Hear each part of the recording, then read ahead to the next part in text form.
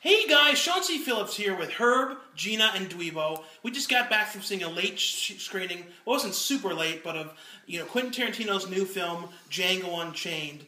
Now, I will say though, the movie was amazing. What sucks was the theater we were at, which was a Gourrier, the experience of the picture, it was all blown out. Explain what was going on with it, Herb. It was the saturation, and it was ridiculous. There wasn't a rich black in the movie at all. No, it was all white behind it, and like it was hurting your eye. Our eyes are all hurting. Everything was blown out about it. Was just it almost had a film over it. It was such a poor I quality. know. Even the reds in the text. Did you notice? And this has happened before in another film that we both saw. He said that before with another movie, and I couldn't really see it but now I get it. Started noticing. Yeah. But we're talking about the movie, though, because we didn't let that get in the way. I mean, it sucked that was going on. We didn't want to leave. We liked it. I didn't want to get up and tell really them. But basically, though, the movie's about what's the name of that actor who's the main guy? Basically, the guy's a bounty hunter who is looking for three characters, one played by MC Gainey, who was in Haunted High with Me, and he ends up going to Django, who's a slave, because he knows where to find these guys. Right. So he ends up, freeing him, or basically buying him, and going on a hunt to try and find these guys.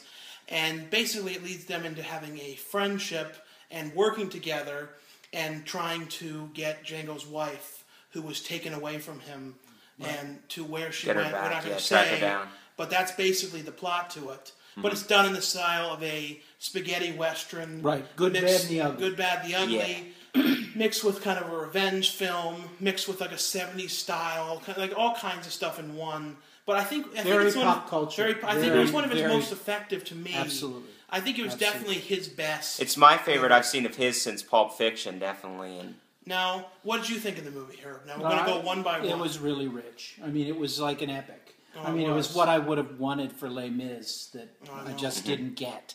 I just wish it had a better picture. But his character development was really good. People that I normally am not a fan of. I mean, Leonardo, okay. But, boy, he was really good. And Samuel Jackson was really good. Samuel Jackson was great. Definitely. I mean, the guy that was in, the Nazi movie, Quentin's other Nazi movie. Yeah. Inglourious Bastards. Inglourious Bastards. I forget his name. He's fabulous. I mean, he got an award, though, for that. Everybody knows him. So even Jonah Hill has a cameo. Yeah. He felt out of place there. It didn't seem like... And then Tarantino's there, too, at some point. Yeah. No. Good music, too. Yeah. Everything from Johnny Cash to... Tupac's in there, Rick Ross. Yeah. All these great musical choices. And great gore scenes. Real great gore. carnage. Yeah. Now, what do you think about it, Gina? What is your take on it? Well, I was a little concerned because I'm not one to want to see a lot of that stuff, but it kept my interest, and I mean, I had to look away because I don't like it, but it was incredible. I thought it was really good, and that would not be something that I'd think that way about, but it really kept my interest, and I think it was really well done.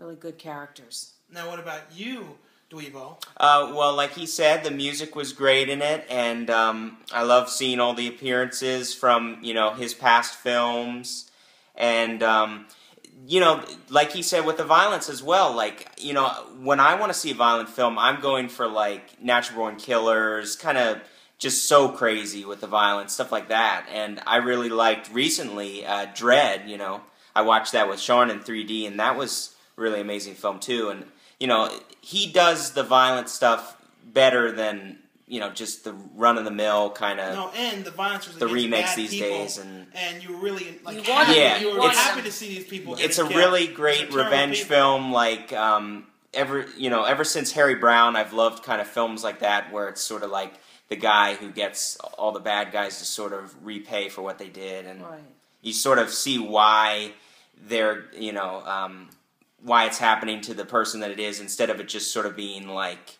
let's just kill people randomly, Now, for ratings, out of 5 stars, Herb, what would you give it?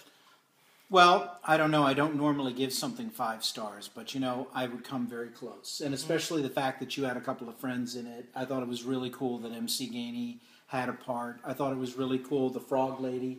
Yeah, from Haunted what High. was her? Was she the science teacher? She was one of the teachers. I really liked her. I mean, she had a really She great was really part. good in it, too. You know, I've always liked Jamie Foxx, but everybody looked good. I mean, everybody worked well. It really was a really wonderful piece. I mean, of all the Christmas movies that we've gone to of late, there's no comparison. Yeah. Oh, I know. We should have seen this one first. We should have seen this one first. Yeah, absolutely. But no, I'll give it 4 3/4. Yeah. And you even want to see it again. I'll go see it again, and I don't go to see things again, but mainly because I want to see it better. A better print. Yeah, exactly. Better quality. Now, what about you, Gina?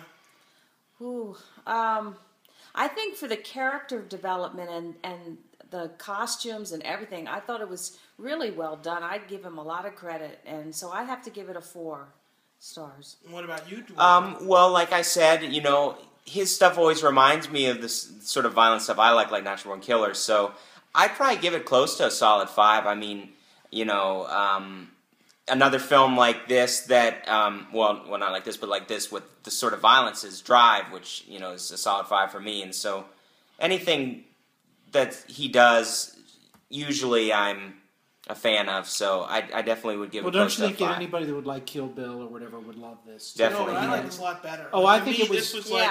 This one as a period piece and all that, these movies, though, sometimes they have, like, people say, like, the dialogue goes on and on and on. Yeah, But this one, I'm not going to lie, this one, I kind of watched another hour of I it. didn't look at my... Yeah, I was not bored, No, like, I could have watched another even longer version. Absolutely. Yeah. No, I'd give it a 5. Like, Whereas I looked at my phone how many times during Les Mis? No, Les Mis, I was just I was so ready to be out of that theater. What am I getting? Am I crowding you? What have I done? Sweet Jesus, what have I done? But with a fault in the night, and I ate my own ass, and then I said a long song, and then the side of my piece, the side of my haste, my piece. With Les Mis, I was I kept seeing that great trailer, and I wanted it to be all like that trailer, and then I was there. Parts. Yeah, they pick and choose what's going to really. And the sound of the songs was better on the trailers than in the actual. Yeah, what was that all about? Well, they were showing that behind the scenes thing so many times. Shouldn't we ask those Russell were Crowe better what songs. he thought of this movie?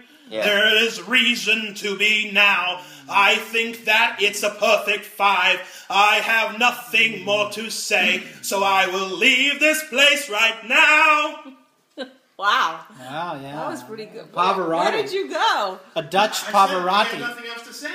But the saturation could have been better in the film. Yeah, well, that wasn't Quentin's fault. That's not his fault. Don't blame Quentin Tarantino for that. No. If Quentin Tarantino somehow sees this review, by any chance, we'll give him the address. Yes. Yeah. You can call the manager where this was happening. Tell him that it's not acceptable No. to show his film like that. He could ream his ass. He'd be on the phone all day about that. He'd be coming down here to see it for himself. Yep. No, I know.